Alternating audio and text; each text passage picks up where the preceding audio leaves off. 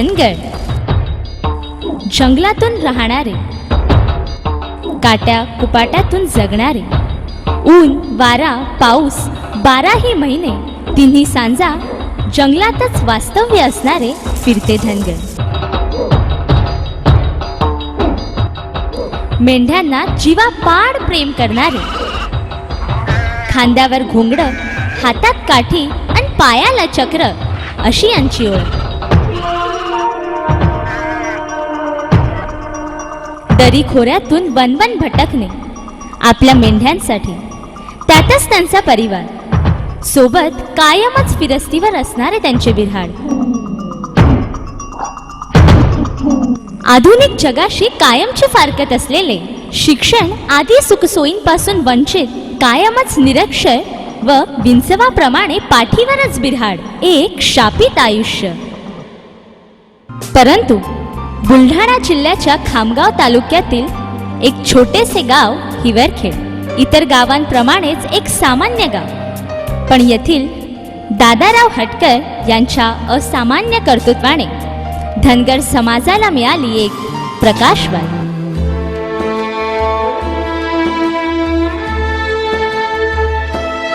फिटे अंधाराचे जाळे, झाले मोकळे आकाश,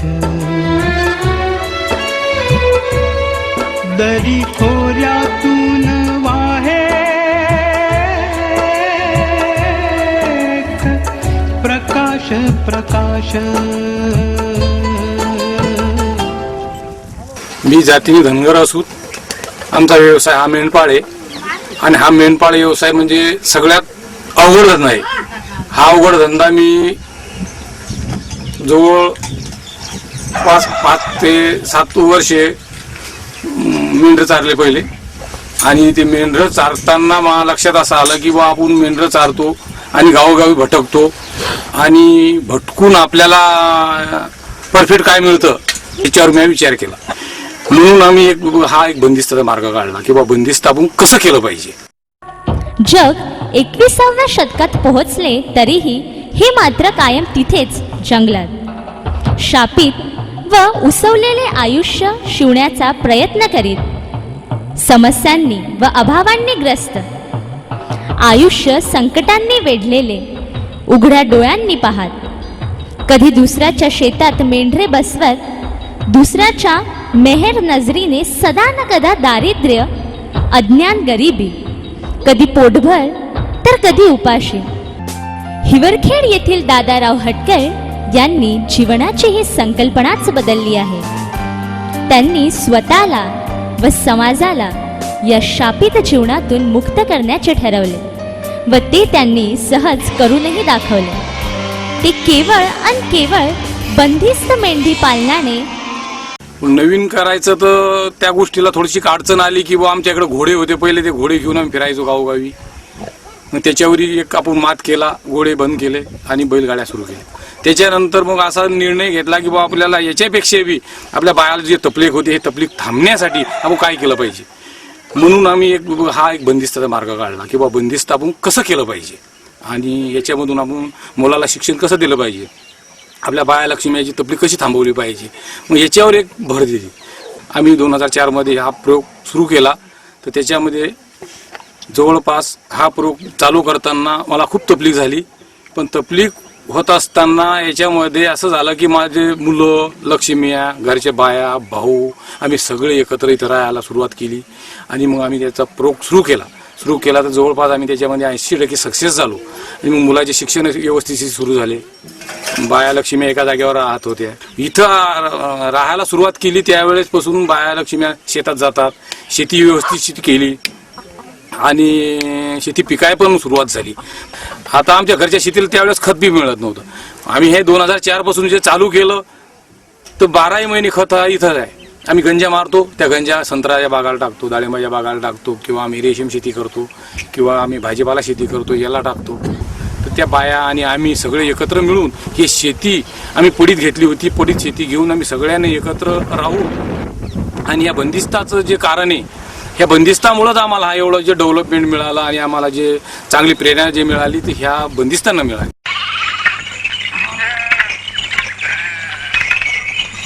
एका धनगर कुळात जन्मलेले व इतरांप्रमाणेच जीवनाचे वास्तव्य असलेले, समस्या असलेले दादाराव हटकर हेही आपल्या मेंढ्या घेऊन भटकंती करीत असत. परंतु ते यात होणाऱ्या ससेहोलपटीचा, मुलाबाळांच्या शिक्षणाचा, बाया लक्ष्मणांच्या त्रासाचा सदानकदा विचार करायचे व यातून बाहेर पडण्यासाठी धडपडायचे. आणि अखेर त्यांची ही धडपड कामी आली. त्यांनी खडतर जीवनातून बाहेर पडण्याचा व जीवन सुखकर बनवण्याचा मार्ग शोधला. त्यांनी सन 2005 पासून तो अंमलातही आणला. घोडे होते, मेंढर, घोडे पाणी पाजणं, ते वाडा लादणं, घोड्यावर लेकरं घेऊन फिरणं, पाणी पाजणं इरीचं काढून हातानं, डोक्यावर पाणी आणणं. आता जसं ठिकाणीवरच आहे सर्व. आता त्रास कमी झाला पहिलेपेक्षा. पहिले लेकरं बाया खूप त्रास होता पहिल्या, तर आता फरक आहेच, थोडा बदल झाला. आता जसे मुलं सरे ठिकाणीवर शिक्षण होऊ राहिले, फिरणं कमी झालं. पहिले जसे फिरतीवरच होते सर्व. आज दादाराव हटकर हे नाव हिवरखेड परिसरात मोठ्या आदराने घेतले जाते.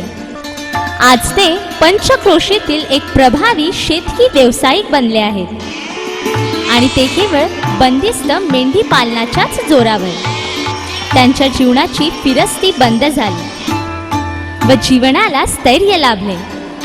घरात दारात सर्व सुखसोयी नांदत आहेत. मुलाबाळांचे शिक्षण, बाया लक्ष्मणांचे आरोग्य चांगले झाले आहे व मेंढ्यांचे आरोग्य, त्यांची प्रत संख्या वाढत आहेत. त्या रोगराई मुक्त आहेत. त्यांचे वजनही वाढतेच आहे. त्यांच्या विक्रीतून त्यांचे उत्पन्नही वाढले आहे. दादाराव हटकर हे जे या परिसरातले प्रगतिशील शेतकरी आहेत, त्यांनी बंदिस्त मेंढी पालनाचा एक यशस्वी प्रयोग या परिसरातील शेतकऱ्यांसाठी या ठिकाणी आपल्यासमोर एक आदर्श म्हणून उभा केलेला आहे. मेंढ्यांना जर आपण बंदिस्तरित्या त्यांना त्यांच्या चाऱ्या पाण्याची व्यवस्था जागेवरच केली, जसं दादाराव हटकरांनी त्याकरिता त्यांच्या शेतावरती वेगवेगळ्या गवताच्या प्रजाती तयार केल्या आणि ते गवत मेंढ्यांना इथल्या जागेवर त्यांना खायला दिलं. त्याच्यामुळं काय झालं की मेंढ्यांची जी जनरेशन आहे ते फास्ट, त्यांना प्रोडक्शन फास्ट होतं आणि जे पिल्लं होत आहेत ते अगदी सशक्त आणि मोठ्या वजनाचे होत आहेत. त्याचबरोबर त्यांनी घेतलेला अनुभव असा आहे की त्याद्वारे त्यांना मोठ्या प्रमाणावरती लोकर प्राप्त होते.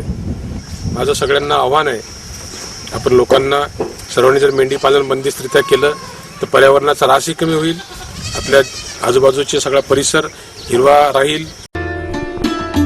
दरीखोऱ्यातून जंगलाच्या काट्या विंचवातून फिरण्याऐवजी, शेतकऱ्यांकडे दारोदार फिरण्याऐवजी एकाच ठिकाणी बस्तान बसवून त्याच ठिकाणी आपल्या मेंढ्यांचे पालन करणे आणि तेही बंदिस्तपणे हे त्यांनी सुरू केले आणि यात ते कमालीचे यशस्वीही झाले. आज त्यांच्याकडे भली मोठी शेती आणि जमीन जुमला आहे.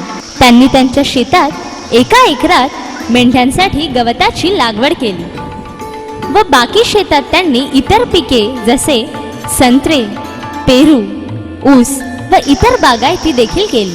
ते केवळ मेंढ्यांच्या लेंड्या खताच्या आधारेच आपल्या संपूर्ण शेताला तार कंपाऊंड बांधून ते बंदिस्त मेंढी पालन करतात. अगदी प्रशस्तपणे, आनंदात व सुखी जीवन जगतायत. 5 एकर शेतीमध्ये हा चारा पेरलेला आहे.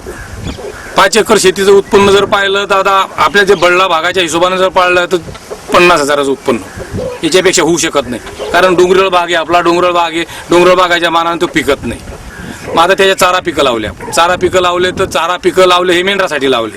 मग आपलं 5 एकराचं नुकसान 50,000चं झालं असं सांगू इतरा. पण 50,000चं नुकसान तिकडं झालं. पण हे बंदिस्त केलं तर याच्यामध्ये आज जवळपास आपण जर केलं तर एका मेंढराच्या लेंडीची किंमत जर एका दिवसाची जर पाहिली तर 2 रुपये किंमत आहे एका दिवसाची. तो जर हिशोब केला तर आपल्याला 500 जनावराचं जे आपलं जे 600 जनावराचं जे बंदिस्त आहे, इथं शेळी मेंढी 600 जनावराचं बंदिस्त आहे, तो 1200 रुपयाचं आहे. मग आपण 1200 रुपयाचं दररोज आपल्याला खत मिळतं. दररोज आपल्याला 1200 रुपयाचं त्याचं खत मिळतं. त्याचं जर परफेक्ट पाहिलं तर ते 50,000 कुठंच नाहीत. आपण त्याच्या चौपट कमवून घेतले. मी दरवर्षी 6 ते 7 लाख रुपयाचं उत्पन्न मिळत होतं मला फिरत्यामध्ये. आता इथं राहतो, आता जवळपास यावेळेस आपण 10 लाखापर्यंत गेलो.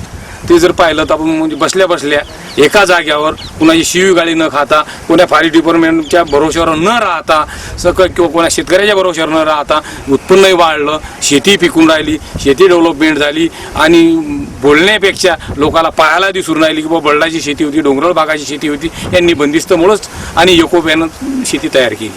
धनगर जंगलाचा नाश करतात, त्यांच्यामुळे जंगलाची शांतता, सुव्यवस्था व शिस्त मोडल्या जाते. जंगलाच्या मौल्यवान औषधी वनस्पती नष्ट होतात. हा आरोप वन विभागाच्या धनगरांच्या बाबतीत कायमच असतो. या बंदिस्त मेंढी पालनामुळे वन विभागाचा तो आरोपही कायमचा संपेल. गेली सांगून त्याने सरीन मानला परास मेंढरभरी.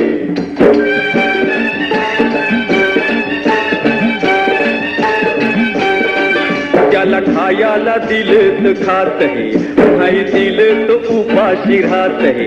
त्याला खायाला दिलं तर खात हे, नाही दिलं तर उपाशी राहत हे.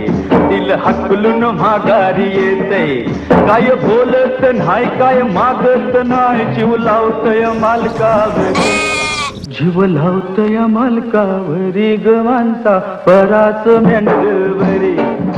धनगरांच्या शापित जीवनाला मुक्तता देणारा राजमार्ग बंदिस्त मेंढी पालनच आहे. खुल्या मेंढी पालनामुळे बंदिस्त झालेले व उसवलेले आयुष्य मुक्त होणार आहे, शिवले जाणार आहे. ते केवळ बंदिस्त मेंढी पालनाने. ते धनगरांना देशाच्या मुख्य प्रवाहात जोडणारे तर आहेच, परंतु जंगलात मानवाच्या हस्तक्षेपाला रोखणारे देखील आहे. बुलढाणा वन विभागात 8,82,000 हेक्टर क्षेत्रावरती वन आढळून येतं. साधारणतः वनाची टक्केवारी 11% अशी आढळून येते. तथापि याच जिल्ह्यात मेंढ्यांची संख्या फार मोठी असून ती बऱ्याच भागात विभागलेली आढळून येते. आणि त्याचबरोबर मेंढ्यांच्या मागे असणारा धनगर समाजही आढळतो. पारंपरिक धनगर समाज हा मेंढ्या जंगलात चालतो आणि परत पावसाळ्यानंतर परत इकडं ते परततात आणि ते मेंढ्या चालण्याचं काम त्यांचं असं चालूच असतं. या असल्या त्यांच्या उद्योगामुळं धनगर समाज हा मागासलेला राहिलेला आहे. आणि याचबरोबर ते वनक्षेत्राचंही नाही म्हटलं तरी मोठ्या प्रमाणावरती नुकसान करत असतं. तर यावरती काय उपाय असं म्हणून जर आपण पाहायला गेलो तर एक खामगाव तालुक्यातील हिवरखेड गावचे श्री हटकर यांनी एक नवीन प्रयोग सुरू केलेला आहे. याच्यातून सगळ्या लोकांना एक चांगला धडा मिळालेला आहे की बंदिस्त मेंढी पालन होऊ शकतं. आणि बंदिस्त मेंढी पालनासाठी वन विभाग आणि धनगर समाज यांनी आपल्या कार्यपद्धतीत थोडा बदल करून चांगलं जलमृदू संधारण करणे, चांगल्या फॉडर स्पेसीसचं उत्पादन घेऊन त्याच्यापासून बंदिस्त मेंढी पालन जर केलं तर चांगल्या प्रकारे धनगर समाजाचा विकास होऊ शकतो आणि त्याचबरोबर वनाचा देखील चांगला विकास होऊ शकतो. श्री हटकरांचा हा प्रयोग तसा पाथ ब्रेकिंग आहे आणि त्याच्यामुळे एक नवीन प्रकाशवाट आपल्या बुलढाणा जिल्ह्यात आणि प्रामुख्यानं खामगाव आणि मोताळा तालुक्यासाठी तयार झालेली. दादाराव हटकर यांनी अंधारात खितपत पडलेल्या समाजाला प्रकाशाची वाट दाखवली.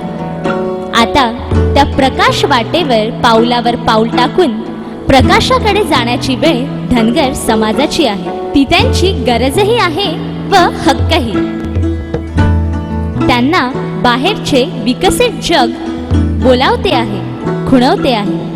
तर मग आजच आत्ताच या संजीवन संधीचा फायदा घ्या आणि आपले जीवन सुखी व समृद्ध करा.